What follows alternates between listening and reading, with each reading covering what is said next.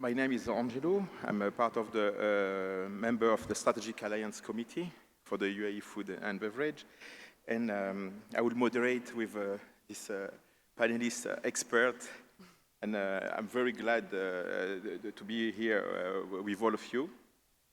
Just to put into perspective, into context about our topic, according to the United Nations Food Waste Index, 1.05 billion tons of food waste per year. 19% of the food available to consumer is wasted. If we translate into economical terms, it's $1 trillion USD economic cost. The IPCC report that 8 to 10% of the global greenhouse gas emission from food waste. The World Resources Institute note that if the West were a country, it would be the third largest greenhouse emitter after China and US. If we bring it to the UAE context, 85% of the UAE food are imported. This means food waste here involves significant logistic, water, and energy resources.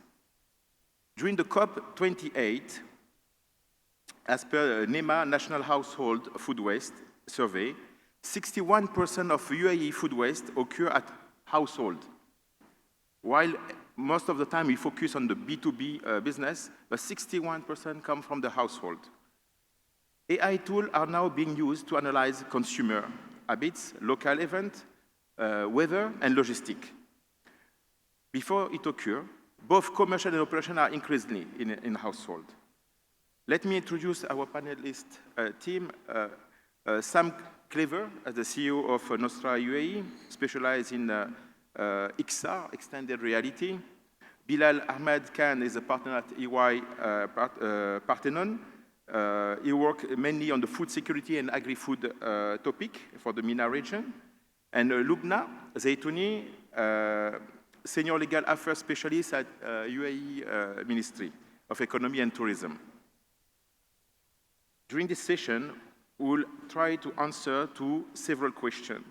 How AI and visualized technology can help identify waste pattern, business implementation strategy and return of investment, government policy framework supporting the technology adoption, how this technology can reach both business and household, and a practical step for immediate quick win. Sam, food waste happens across so many invisible touch points in kitchen, storage room, and transport. How can AI visualization technology transform this invisible problem into something a restaurant manager can actually see and fix in real time? Thank you, Angelo. Yeah, that's a good question, by the way. But we have to think about different sides of that problem. First of all, the foundation that you can really measure patterns and really analyze the data is that you have the data. That's like the starting point. I think first we need really to understand that even a restaurant needs to bring IoT devices into place, needs to understand actually every process in this company, needs to really monitor the store, the shelves, the stocks. So you need information. That's the part number one. And that information should be real-time available. Once you have that information, you can analyze it through AI perfectly. You can actually identify all the patterns. You can really measure what's going right, what's going wrong. And once you have this data available, you can turn this into three-dimensional visualization. Can be in VR, can be in XR, can be on a screen. But it's a long journey. So the starting point always is data, and there already we have the problem. The data is already not available. So you have the data, you turn the data with AI, you identify the data, you process the information, and then you can visualize it. And that way, in a three-dimensional environment, it is far easier to consume and understand information than on a single screen, let's put it that way. So using this kind of information is a perfect way to be visualized in 3D. Okay, fascinating. You are painting a picture of what technology is possible. Now, grounded in reality, you are building the world's first metaverse collaboration with the food and beverage industry in the UAE. Can you share one real example where digital technology revealed waste pattern that a traditional audit completely missed? Well, we actually, the product we recently launched from the Future Food event, which is the UAE Foodverse, has certain steps. So in the phase one, we digitized the entire industry. So we created a 3D environment which shows all the manufacturing partners, the farms, the ports, and the whole platform is controlled by artificial intelligence. That means using this platform is just by voice commands. So you can have actually clearly an overview of all the sites. You can talk to the artificial intelligence. It can combine the data. It can explain you the things. So that's a starting point. And to visualize how this industry operates, how ports operate, how things move around, this is the goal where you understand actually where does the waste management really happen. I mean, the first thing is humans need to get the chance to really get a visual side to understand what does this mean. Because it's very hard to understand how a food supply chain works if you have to dig through websites or through pages and books or whatever. It's very easy to understand it if you're in a 3D environment and artificial intelligence orchestrates the content. So whatever you have in mind and you're asking, the AI will put this content up for you. In request, I mean actually how you respond to the AI and what you ask. So it's completely orchestrated. So every user has an individual session and can slowly go step by step closer to the information he needs. Excellent example. So the technology exists, okay, and it works. Bilal, for your consulting work with food company, if the technology is so effective, why aren't the business more involved in this technology?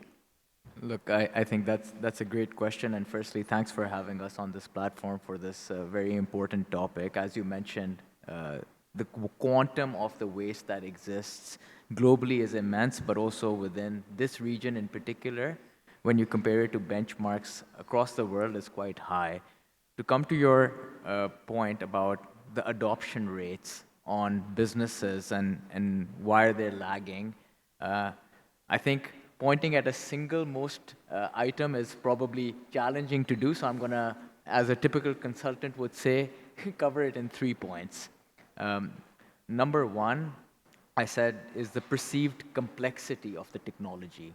So whilst it may exist, everybody is, I think, aware of a degree of what AI can do, right? And it's probably through the universe of the GPTs and the open AIs that they're used to, but they haven't necessarily understood the full gamut of what's possible in relation to the integration with other elements like robotics, sensors, technologies as well, that would kick in. So there is that perceived complexity of, hey, we need to be an expert in this field to deploy this. I would say that's maybe number one, and that's when the likes of Sam and others in this industry kick in as well, where you have specialists driving that for you. The second is, naturally, as any business exists, is on the basis of its investments and the ROI that they make on their applications, solutions, initiatives as well. And there's often this preconceived notion that they might need to invest a significant amount of CapEx in order to make this happen, right? And I think understanding that the technology can solve, whether at a smaller scale or at a larger scale, is quite critical to understand what the financial outcomes would be for this.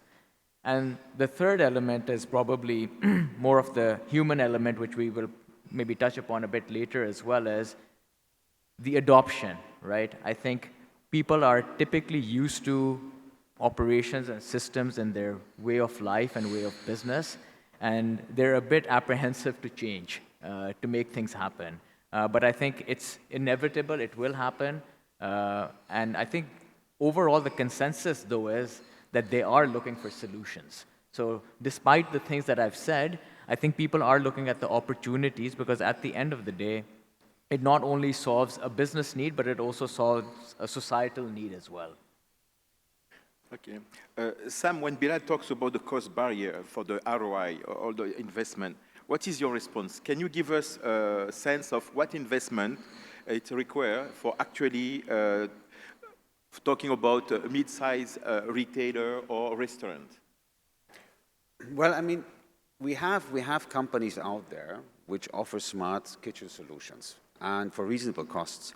So it's not even that expensive as you think. So as far as I can say, for a mid-sized restaurant, most likely your investment is maybe $5,000 to $10,000, a one-time investment, a subscription fee, and you will have a high-tech system in place which monitors humidity, temperature, moving in, moving out, your stock, and gives you recommendations how to use your food, and top of it, it even can tell you precisely you have these kind of things left in the stock and now change the daily menu or make a special out of it. So you're always aware, and the investment is not high, and I see the return on investment pretty fast due to the fact that you're fulfilling the moral duty that you're not wasting food. That's a very important part.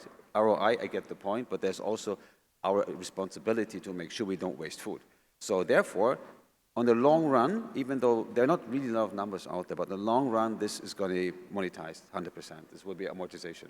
I'm 100% sure, because you really start to be you have a sustainable business running, and you really start to understand how to move your stock in and out. And these things are not, they're easy. It was very hard in the old days. It was very expensive, but today, easy access. Okay. Bilal, let's get into a practical. Let me give you a real scenario. The UAE imports 85% of its food, creating complex logistics from port to plate. Walk us through how AI can predict the right quantity when you have the factor in shipping delay, Ramadan spike, or local event at once, and predictive event. Yep, no, absolutely. I think that's probably a critical area when it comes to forecasting and predictability and how AI can support in this. I mean, just as a statistics, if you look at the rough sort of UAE food loss and wastage, it sits around 154 kilograms per annum, right? During Ramadan alone, that spikes up to 5 kilograms per day, right? So to your point that you raised, these seasonalities, these things that kick in, naturally need to be forecasted. Now, these data exist based on surveys and elements, but as Sam was even mentioning, you need real-time data, right? You need to understand the predictability, and this is where the technologies that exist today and also the ones that are coming in the future can help define and better predict how you should source, procure, right? When do you import when? And also, oftentimes we're looking at this from a perspective of, what is the quantum in which it can be further reduced, right? Is it 10%? Is it 20%? But every percentage that you can improve in your predictability directly feeds down to your bottom line. And I think that is a very important element, and AI as well as data and real-time tracking is essential to defining that. And when you have patterns and behaviors, the predictability also goes forward because you're predicting for the future, right? So you can rely on more empirical evidence and data, which is vast in its nature, and leverage technologies like AI to help ensure those predictions are more accurate. And then you can stress test them as they happen as well. So I think that's a key area where businesses are actively, whether these are importers, distributors, or even the supermarkets and retailers looking to do this, because at the end of the day, most of the food items we look at are perishable items, right? And they have a shelf life. So. Thank you, Bilal. We've heard about technology, we have heard about a business case. Now let's talk about the policy environment. Dr. Loubna, the UAE has been very proactive in AI strategy and sustainability. Is the UAE government creating incentive or requirement to push food business toward AI adoption for waste reduction? What policy tools are being considered to accelerate the transformation? Thank you, first of all, for having me here today and for this interesting question. For the UAE government, I think it's pretty clear that AI technology is the nation priority. For the waste management and the food sector, I would say the push comes from the food security strategy. UAE is a hub when it comes to food, import and export. Part of the food strategy, waste management. Part of part of the food strategy, there is a huge part of it which is focusing on technology that would support the food security. Now, more than that, since 2-3 years ago, the government, the ministry has launched the circular economy policy, which is a federal policy, where again, the food sector is one of our priority sector. Waste management is again, part of it has a priority.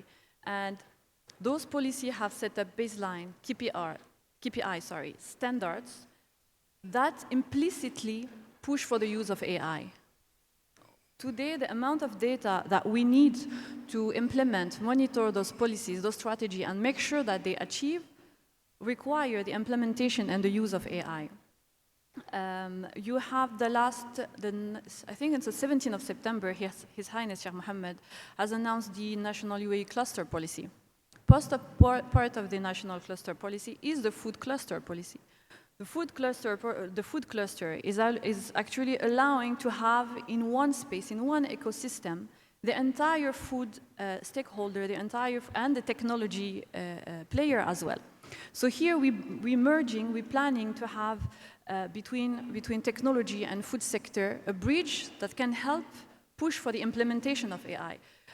In the UAE, we don't mandate the use of AI, but yet there is an implicit push for it. Now, another example is that the number of accelerators, the number of incubators placed in the UAE and programs that we have are all focusing on priorities, which include the food sector. So part of it is the de-risking of the finance. Now, investing in novel business models that are looking into upgrading the food sector with AI, with forecast planning, with price forecasting, for example, or making it much more mature and much more easy to link into pushing for AI into the food sector. So implicitly, yeah, that's the tools being used right now. Looking at Ni'ma, for example, I know it has been mentioned a couple of times here, but Ni'ma, it's a fantastic example where you see in terms of waste management, the target for 2030 is reduction of 50%. That cannot be done without having AI forecasting, without using technologies such as data analysis to make sure that we're actually achieving, and we're going one by one. Ni'ma is a fantastic initiative because it's using nudge to be able to change the behavior of consumer. And that is something that, it's something very new in the region. So I think slowly, by allowing to have this full ecosystem to talk to each other, by providing this way where businesses can merge and can have the same, towards the same direction, we're pushing for the implementation of AI. Okay, thank you. Dr. Loubna, when Sam talks about infrastructure requirement, cloud connectivity, IoT sensor, is the UAE digital infrastructure ready to support widespread adoption? Are these infrastructure gaps government need to address? I believe today we can see in terms of connectivity and infrastructure that UAE has one of the highest network and infrastructure in the region. If we go back to TDRA, we reach, I think, in terms of connectivity, 100% in the entire country. I had the number for you. When it comes to fiber optic network coverage, we are at 99.5%. So the UAE is not only mature enough to have this kind of, to be able to support the development of technology and AI, but the infrastructure and the connectivity system here are strong enough to be able to move on with the number of data centers, for example, we're looking to implement in the UAE. You have many examples in the Emirates of Abu Dhabi. You have the same push that is happening in Dubai. When it comes to the gap, definitely, we've been focusing on getting the UAE ready to be able to manage and have this dynamic where AI and data and the data is being used. Let's say, I would say we are in the phase 2 where the government is looking into fixing, for example, the fragmented data we have right now that we'll be able to use, especially in the food sector. Lana, we have a lot of data sources like the previous talk. These data sources are coming from from everywhere. To make sure that we're getting the right message, to make sure that we're getting the right thing that we need. Plus, I believe slowly, and we're actually moving faster than most of the country around us towards fixing, for example, consumer protection, fixing competition protection in the country. So I think, yes, there is gap, definitely, in terms of the after phase, the after infrastructure, the after connectivity. But when it comes itself to the infrastructure, the UAE is more than ready. Okay, thank you. So we've established that the technology works, the business needs support to adopt it, and government is creating the framework. Now let's talk about how these three pieces come together. Starting with the practical infrastructure question. For a hotel group or restaurant, I come back to the case, hotel group or restaurant chain that wants to start using AI for waste prevention, what's the minimum technology infrastructure they actually need to get started? Well, as we have said before, you see, in the older days, it was a really high effort to achieve anything which is comparable to what you can do today. But what you need is, of course, a lot of measuring devices. So you need your IoT devices in place. You need to understand temperature, humidity. You just need to collect this data. But what I want to just point out, this is something very important, is AI is not accountable. And this, in these days today, what I really miss is software is software. I have a software produces a product, whatever it is visual, it is accountable because it's a very mathematical, straightforward process. AI has individual results. The result differs from second to second. And it must be very clear that AI is an assistant. It can guide me, it can show me information, it can process information, but I have the human accountability in the game. Because every email I send out, which I use AI for, it's my name at the bottom. So we have this awareness that AI is a perfect assistant. So we need the data, we process the information, but we need on the other side also humans, well-trained humans with the right skill set to deal with the information and to take the right decision. A very good insight, and we have this side discussion about the human factor. And Bilal, you can install the best AI, as mentioned by Sam, but if the head chef does not trust it, if the technology fails, what's the key of getting experienced food professional to actually embrace and use the AI tool? Look, I think it comes down to a couple of things.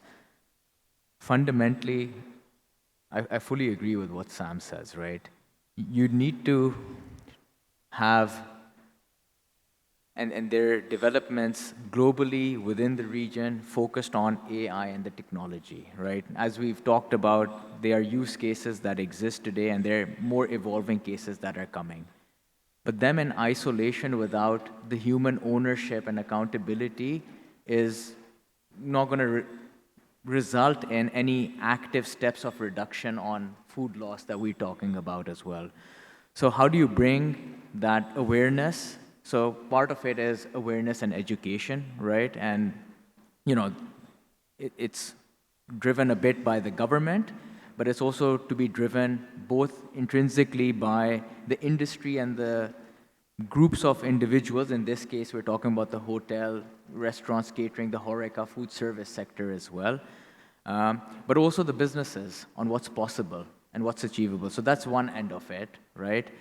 The other end of it is actually showcasing the pilots that work, right? Because as you mentioned, there is sometimes a level of maybe distrust that, is this going to change the way that we operate? The answer is typically not so much. It might aid, it might make things more efficient, and it might give you innovative ideas actually, right? Because at the end of the day, a chef is using his creativity to build the menus and the restaurants. AI can actually support in that journey based on also his ingredients, his products, but he ultimately needs to manage the P&L of his business as well. You know, you can have the greatest restaurant, but if it's bleeding money, it's going to stop existing soon.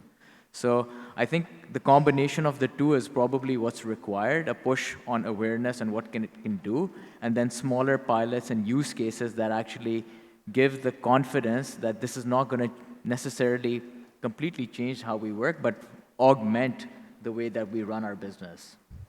Then this is bring us to important question about the data. Dr. Loubna, AI systems are powerful, but they are also data hungry. AI systems need customer purchase data to predict the demand accurately. How the UAE ensuring that the data collection respect the consumer privacy while still enabling innovation? That's a tricky question. UAE have a particular law that actually manage this balance between protecting consumer data and enabling innovation.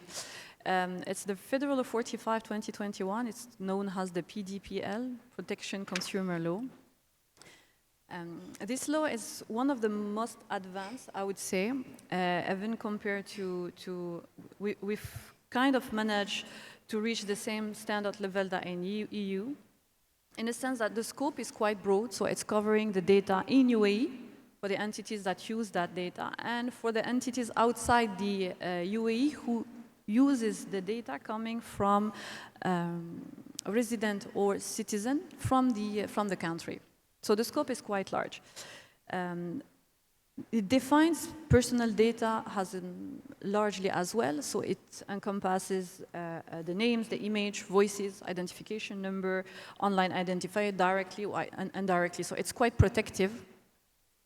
It gives a clear function. It's giving a clear, I would say, principles where it's work on. You have consumers have rights and businesses has obligations. I don't want to enter into the details, so I don't use much time. But for example, the businesses much have data controller, they much have data processor to ensure that they have a full control of where the data is going and how is it used. There is sector consumer specific laws as well. There is cross-border data management. Like I said, the scope is covering data that goes outside of the country.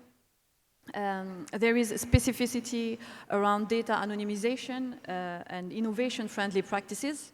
So concretely for businesses, how does it work?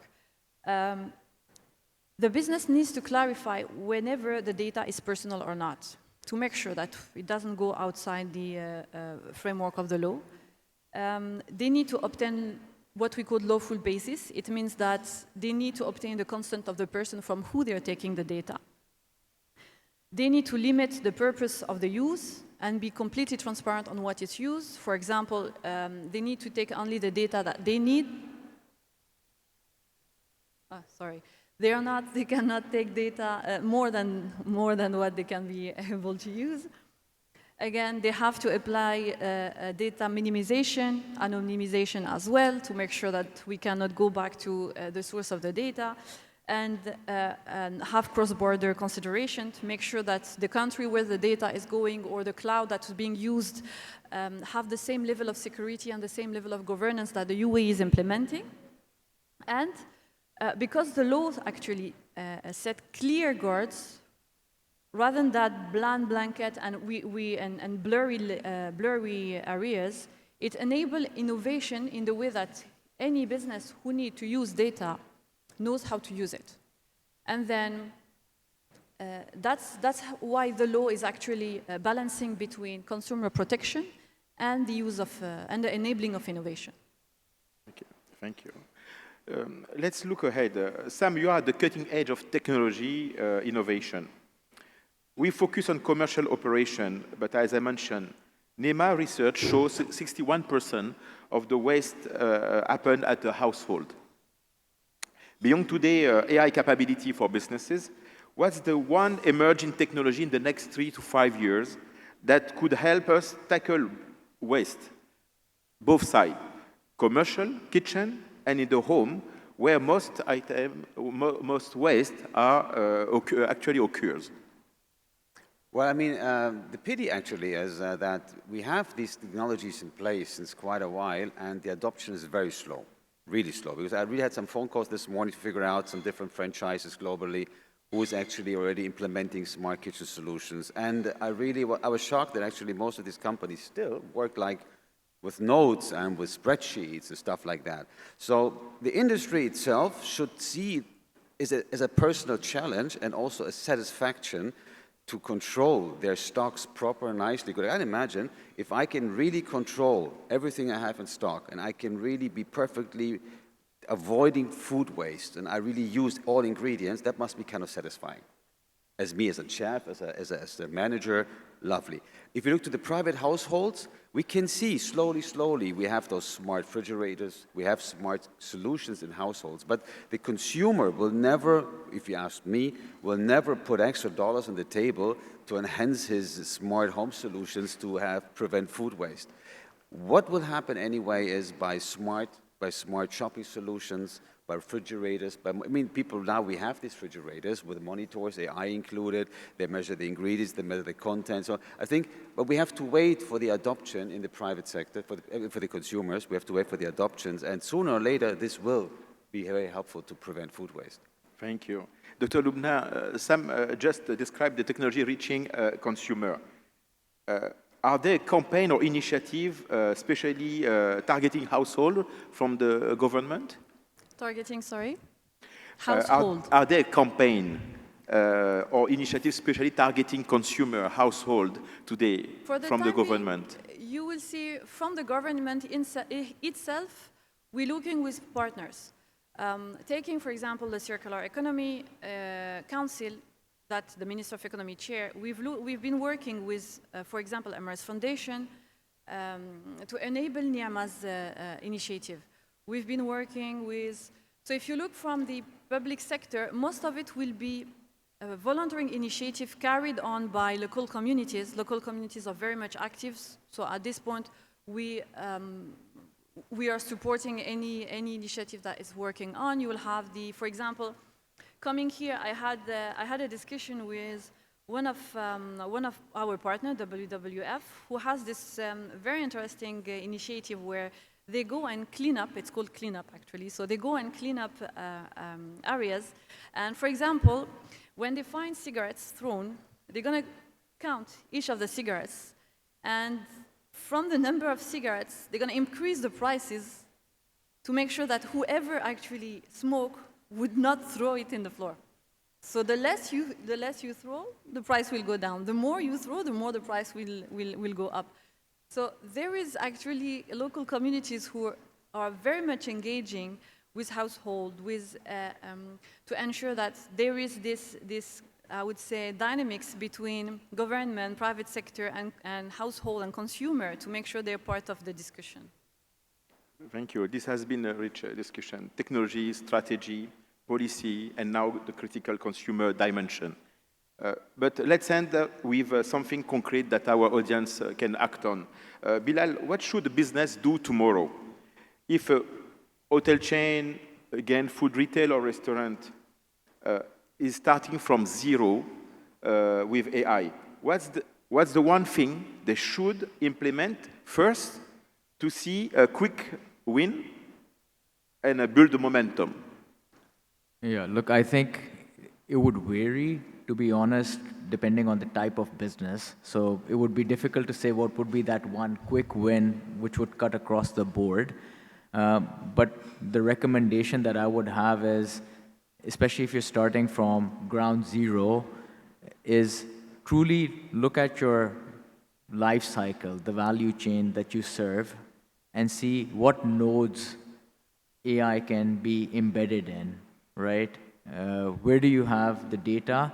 And look at the pilot project, which will give you that confidence that we talked about, that this technology is real, and how can we push for innovation as a culture within the organization?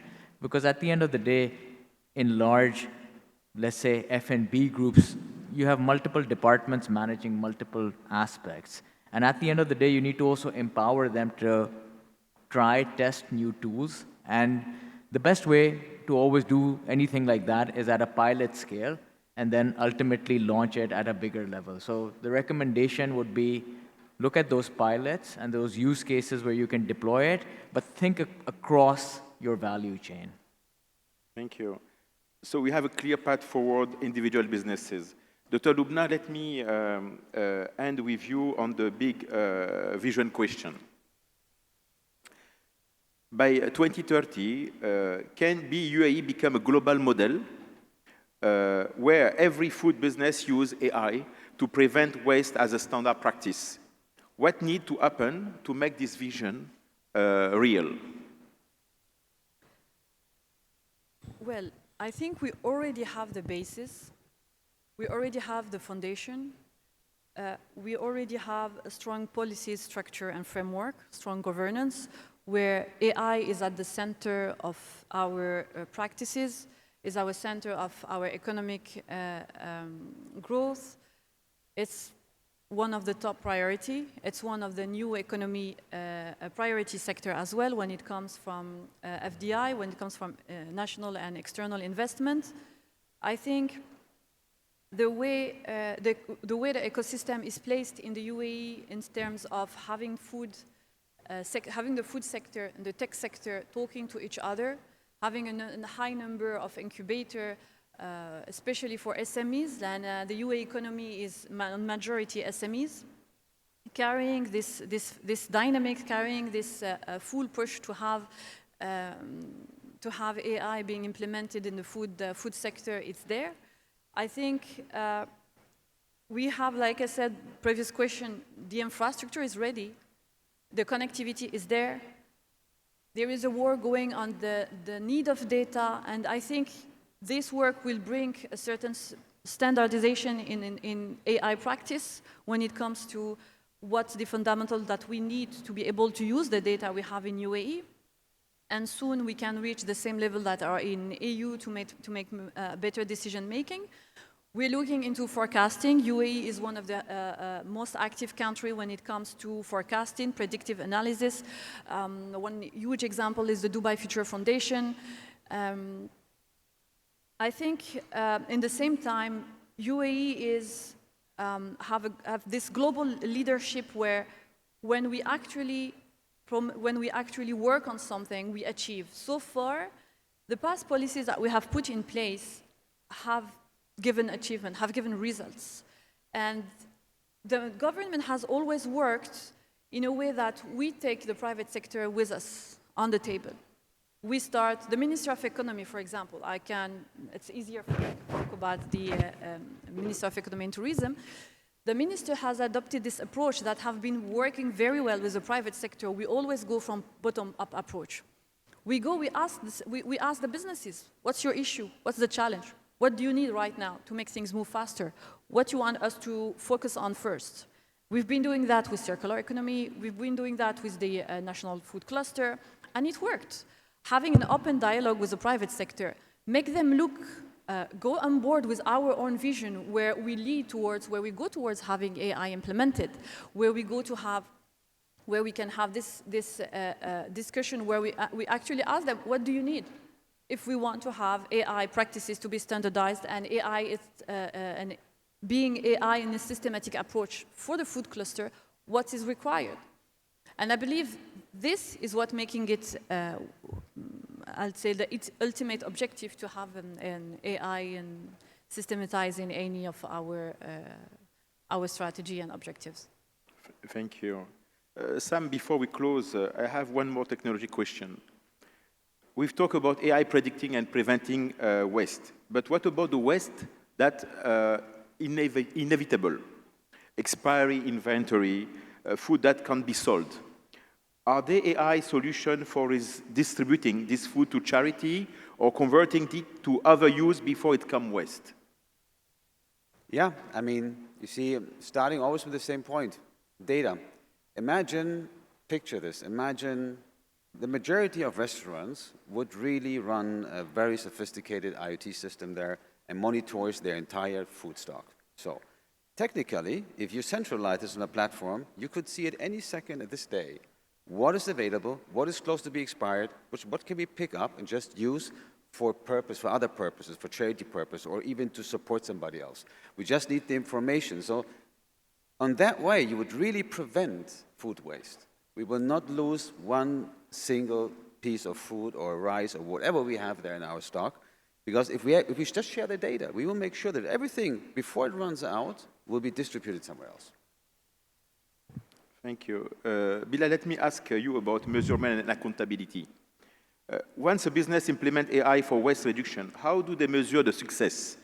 What are the KPI should be they track, and how do they report it to the stakeholder, board, investor, customer who increasingly care about sustainability?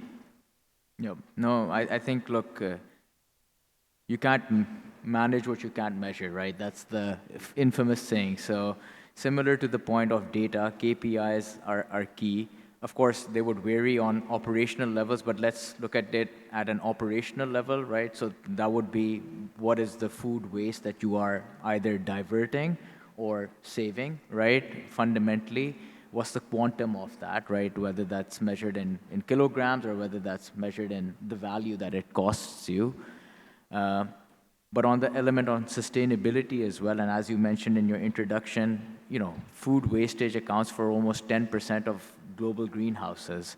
So what's the impact of the carbon emissions of that waste as well? That's important to measure as well. So that's more from a operational and sustainability element. But when you look at it from a shareholder impact and financial perspective, you need to, of course, look at what's the investment that's being made in this and what's the return on that investment that you're saving as well, right? So for your programs at a project level, but at an aggregate level as well. So what's your ROI on your AI solutions overall, and the uptake on your business's trends, because there is an indirect impact of that, because we always talk about the direct measures, but there's also an indirect and induced impact of that on society as well.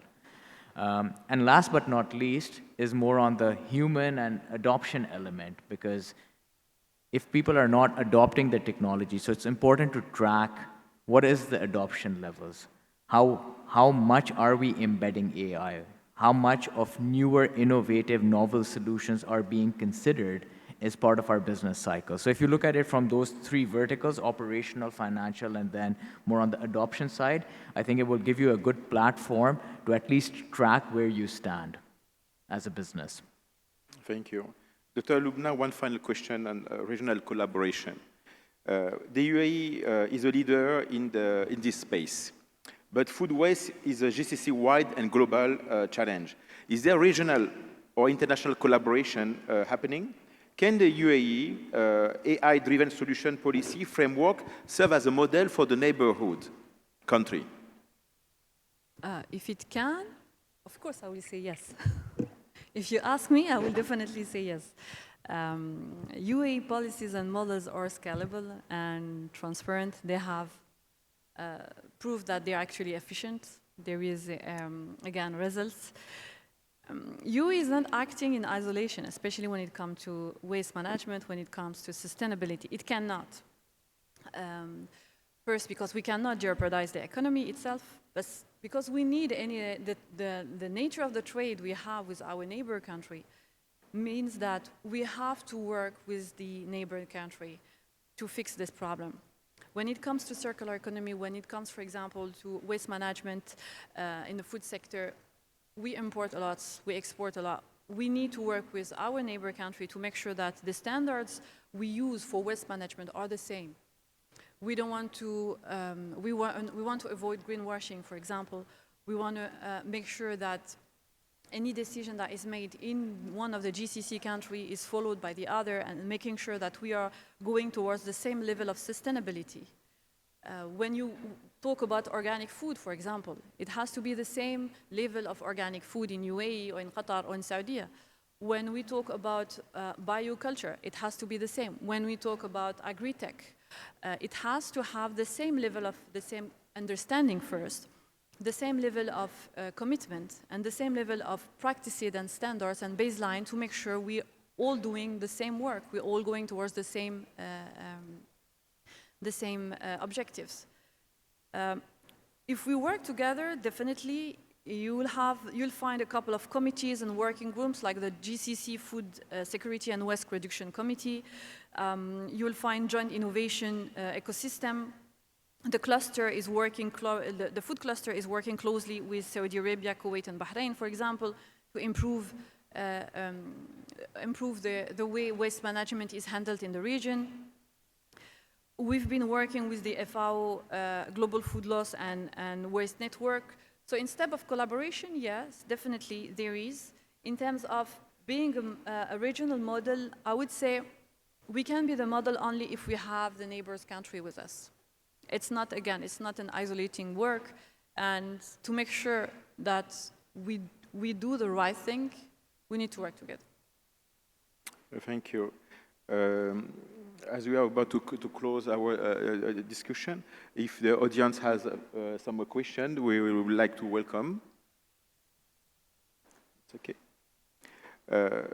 Then, if there is no question, I will ask each of you for one sentence recommendation. What is the single most important action the UAE should take in the next 12 months to accelerate the AI role in preventing food waste? In preventing food waste, one sentence? That's difficult, but you didn't say how many words in the sentence. I would say 2 words, local community. If you don't want food waste, you need to include the one who, the end users. Without them, there won't be real effect. Since Loubna covered the community angle, from a business's standpoint, I would say mindset shift. Having that mindset shift on AI adoption and using other technologies to reduce food loss and waste is critical to make the change happen. Yeah, I mean, by the end of the day, when it comes to AI, I just have one major point. We need to learn how AI works and need to understand that AI isn't a personality. And please stop saying ChatGPT told me. Yeah? I can't hear this anymore. Yeah? What is clear from today's discussion is that addressing food waste requires action at multiple levels. Food business, the technology exists, the business case is proven. The first step is to start pilot program, quick win, building momentum. From government, policy framework, incentive, and consumer education campaign can accelerate the adoption and change behavior at scale. From technology perspective, continue innovating to make tools accessible, affordable, and user-friendly for everyone, from restaurant operator to individual household. But the most critical part are us as a consumer. If we represent 61% of the problem, whatever through smart shopping, better meal planning, or simply being more mindful about what we buy and how we store it, it's very important that household has to play a key role. The question isn't whether AI can cut food waste before it starts. Because it can, it does, and it will. The question is, how fast can we scale this solution across businesses and households that depend on all of us in this room and in our daily routine, where daily routine at work, at home, and everywhere. If we get it right, the UAE can become a regional model where the data and technology make our food system not just more efficient, but more sustainable. Please join me to thank our 3 outstanding panelists. Thank you very much. Thank you.